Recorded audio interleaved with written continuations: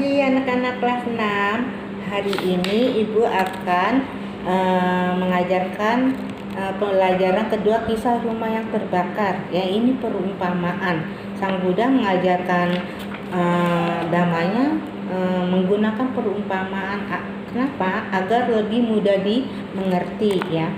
Rumah terbakar adalah kisah perumpamaan yang diceritakan Buddha kepada siswanya. Kadang Buddha mengajarkan dengan perumpamaan agar para siswa lebih mengerti dan lebih memahami. Nah, kita bagaikan yang sedang berada dalam bahaya rumah nih. Kita umat Buddha diibaratkan yang berada di dalam rumah yang terbakar. Rumah yang sedang terbakar itu tiada lain adalah kehidupan kita. Ya, kehidupan kita ini kan tidak terhindar dari apa? Usia tua, sakit, kematian. Ya, setiap manusia akan mengalami hal-hal yang demikian, ya. Setiap orang yang lahir ke dunia pasti tidak kekal, ya, akan mengalami kematian. Ya kan, kalian ingat ya, ada 4 hal yang tidak boleh dilihat Pangeran Siddhartha ketika masih belum menjadi Buddha. Nah, 4 peristiwa ini pasti kita alami, ya. Jadi selain usia tua, sakit dan kematian, kehidupan kita juga diancam apa? Kebencian, keserakahan dan kebodohan. Kalian masih ingat tidak?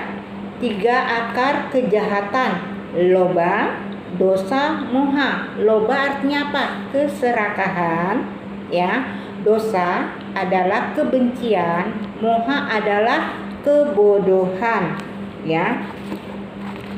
Saling membenci bisa menyebabkan pertengkaran. Nah, kalau kita hidupnya serakah, nah, orang akan menjauhi kita, ya. Lalu kebencian juga menyebabkan pertengkaran. Serakah bisa mengakibatkan seseorang melakukan apa saja demi mendapatkan hasilnya. Nah, di sini misalnya contohnya seorang yang koruptor, ya, demi keserakahannya dia korupsi uang yang bukan miliknya. Lalu apa? Ya, kebodohan. Ya, kebodohan anak, misal contohnya seseorang yang tidak tahu, ya, mana membedakan yang benar dan yang salah, itu namanya orang yang bodoh. Misalkan kalian ketika mau berangkat sekolah, di tengah jalan ketemu teman yang perilakunya tidak baik, misalkan namanya Randy, sudah tidak usah sekolah ini hari, pelajarannya tidak enak, ngantuk, lebih baik kita main layangan.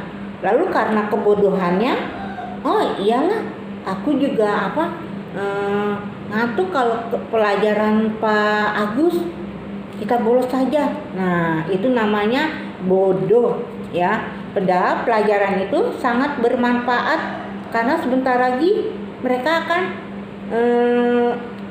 mengadakan mid semester. Nah, itu tentang kebodohan. Lalu, ya, orang tua yang berusaha menyelamatkan semua anak yang ada di dalam rumah terbakar adalah Sang Buddha. Diibaratkan Sang Buddha itu adalah orang tua, ya. Lalu rumah itu, kita ini tinggal di dalamnya adalah kehidupan. Nah, Buddha sungguh bijaksana dengan penuh welas asih. Beliau tidak mau melihat kita semua terancam bahaya. Oleh sebab itu Buddha mengajarkan Dhamma. Nah, Dhamma ini sangat luar biasa, sifatnya universal, ya. Sebenarnya agama apapun bisa menerapkan ajaran Buddha ini. Anak-anak yang berusaha keluar dengan susah payah mendengar nasihat ayahnya diibaratkan orang yang mempraktikkan Dhamma. Ya, jadi ada perumpamaan. Jadi anak-anak itu yang lari, tadinya dia tidak mau karena diiming-imingi ayahnya melihat ada rumah yang terbakar, tapi ada anak-anak di dalam. Anaknya sedang asik bermain. Ya, bermain ini adalah 3 akar kejahatan karena tidak konsentrasi mendengar panggilan ayahnya. Mereka tidak tahu bahwa ada api. Lalu ayahnya punya akal. ayahnya punya akal, nih ayah punya mainan baru, cobalah kalian keluar. Otomatis perhatian anak-anak berpindah kepada mainan yang baru, akhirnya mereka terselamatkan. Jadi di dalam hidup ini kita harus bisa menahan keinginan kita ya, nafsu keinginan kita. Misalnya kita maunya ingin main game terus, nah itu namanya nafsu keinginan kita. Lalu ketika sudah main game lupa waktu, itu namanya ketika ditegur sama mama, udah main gamenya, bentar lagi mama, ada kebencian, timbul kesal. Lalu ya karena kebodohan dia main game terus, ketika ulangan besok hari atau ada PR dia lupa mengerjakan atau nilai ulangannya tidak baik. Ya jadi kalian harus sudah paham ya mengenai perumpamaan rumah yang terbakar ya. Jadi sosok ayah itu diibaratkan sebagai sang Buddha, lalu anak-anak diibaratkan sebagai yang mempraktikkan Dhamma. Nah, rumah itu, kediaman itu adalah ada di situ kehidupan. Kehidupan itu ada bisa sakit, bisa tua, atau bisa mengalami kematian, ada keserakahan di situ, ada kebencian, ada ketidaktahuan. Di sini ada 8 tekad anak Buddhis. Nah, diajarkan ya. Saya bertekad menjadi anak Buddhis. Ada 8 tekad. Satu apa? Jujur. Jujur ini sesuai dengan Pancasila yang keberapa? Harus jujur. Ya, tidak boleh bohong. Jujur berhubungan dengan ucapan ya. Sila ke-4. Lalu sabar. Sabar dalam bahasa Palinya kanti, kesabaran. Orang yang sabar akan selalu disukai orang lain ya. Orang yang sabar tidak gampang marah. Orang yang sabar selalu berusaha sampai berhasil. Lalu bersyukur ya, kita harus bersyukur. Apa bersyukur? Misalnya kalian bersyukur dapat bersekolah, pakai seragam, sepatu kalian bagus, tas kalian bagus. Coba teman-teman kita yang di pinggiran perbatasan di daerah Papua, di daerah Kalimantan, ada yang bersekolah tidak menggunakan sandal atau bukunya cuma satu. Oleh karena itu kalian wajib bersyukur. Lalu apa? Bersemangat ya, bersekolah itu harus semangat. Nanti kalian ketika berhasil, kalian bisa membantu teman-teman kalian ya, tidak boleh malas-malasan. 5 ceria ya, kita harus ceria, tidak boleh murung terus.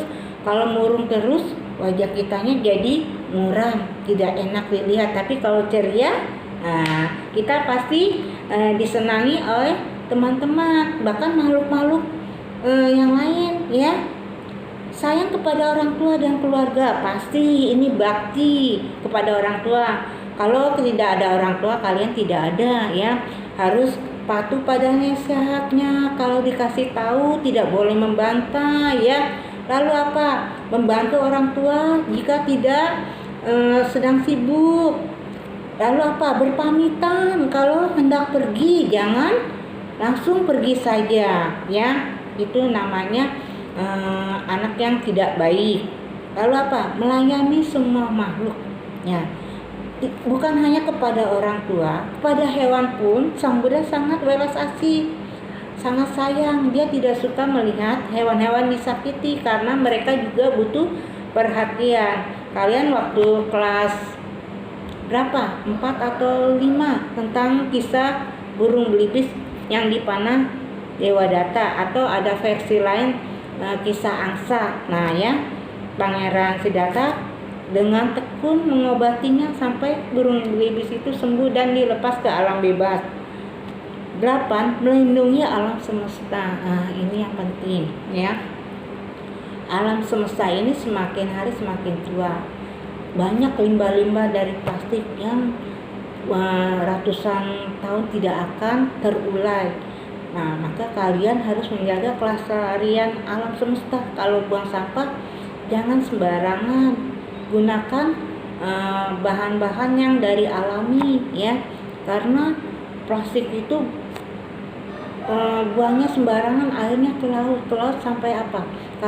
Ibu ngelihat videonya sampai ada seekor kura-kura tertusuk garpu plastik.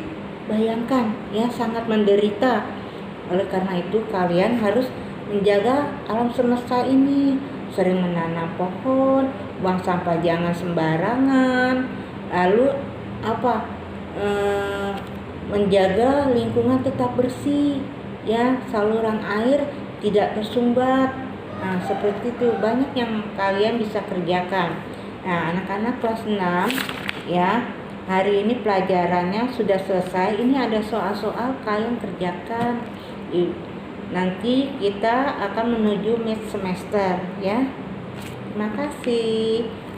Selamat pagi, Namo Buddhaya.